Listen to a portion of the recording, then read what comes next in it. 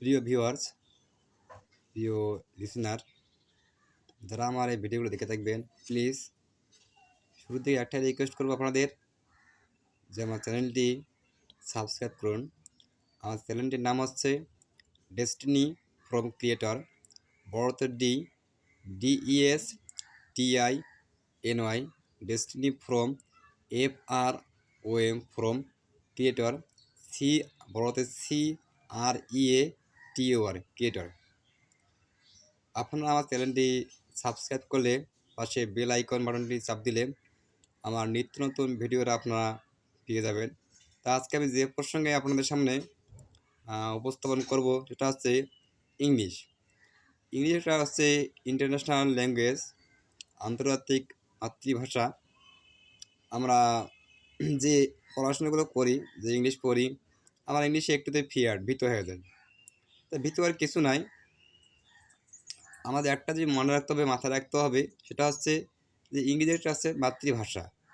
যেমন আমার বাংলায় কথা বলতে পছন্দ করি, বাংলায় সব কিছুই বাংলায় বলতে ভালোবাসি। বাংলায় খুব খুব সহজে, খুব সহজ, খুব সাজিয়ে গুছিয়ে আমরা যে কোনো কথা মানুষের সামনে প্রেজেন্টেশন বা উপস্থাপন করতে পারি। ঠিক ইংলিশটাকে আমার মনে করতে হবে এটা একটা দেশের ভাষা, সেই হিসেবে আমাদের মন থেকে রিসিভ করতে হবে, গ্রহণ করতে হবে। তা আমি আজকে দু একটা টিপস নিয়ে বলবো আপনাদের সামনে।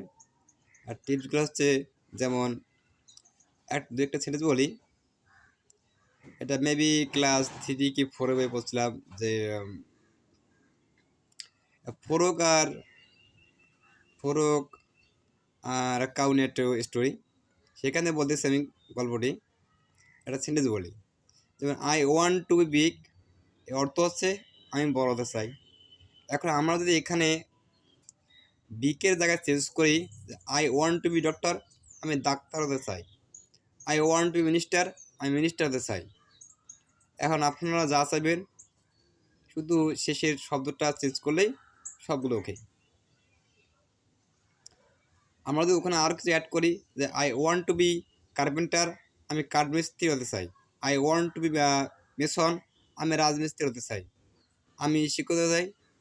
I want to be teacher, আমি শিক্ষক হতে চাই। আর একটা বাক্য বলি, সেটা হচ্ছে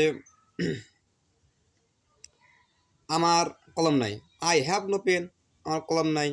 আমার টাকা নাই, আই হ্যাভ নো মানি, আমার টাকা নাই। আমার মাথা নাই, আই হ্যাভ নো হেড, আমার মাথা নাই। আমার বাড়ি নাই, আই হ্যাভ নো হোম, আমার বাড়ি নাই। তো এখানে আমার একটা সেন্টেন্স মুখস্থ করলে ধারাবাহিক কতগুলো কি আমরা সেন্টেন্স স্বইচ্ছায় আমরা বানাতে পারবো। আরও কিছু আমি টিপস বলি আপনাদের সামনে আজকে। Am to, is to, are to, have to, has to, এই শব্দগুলো মূলত বাধ্যবাধকতা বোঝালে সেন্টেন্সে ইউজ করা হয়। যেমন আমাকে আমাকে যেতে হবে, আই অ্যাম টু গো, আমাকে যেতেই হবে। আমাকে খেতে হবে, আই অ্যাম টু ইট, আমাকে খেতে হবে। আমাকে গান গাইতে হবে, আই অ্যাম টু সিং, আমাকে গান গাইতে হবে। আমাকে নাচতে হবে, আই অ্যাম টু ড্যান্স, আমাকে নাচতেই হবে। আমাকে সাঁতার কাটতেই হবে, আই অ্যাম টু সুইম, আমাকে সাঁতার কাটতে হবে। তা আপনারা একটা সেন্টেন্স যে মুখস্থ করতে পারেন, তাই সবগুলো সেন্টেন্স বানানো সম্ভব। আর কিছু আর একটা উদাহরণ বলি, যেমন মাকে মাকে রান্না করতেও হবে, সেক্ষেত্রে আবার লাগাতে পারি মাদার ইজ টু কুক, মাকে রান্না করতে হবে। তো এখানে আমরা যদি মাদার হ্যাজ টু কুক লাগাই, তবুও সম্ভব, বাক্যটা সেম থাকবে, মানে অর্থের দিক থেকে কোনো পরিবর্তন হবে না।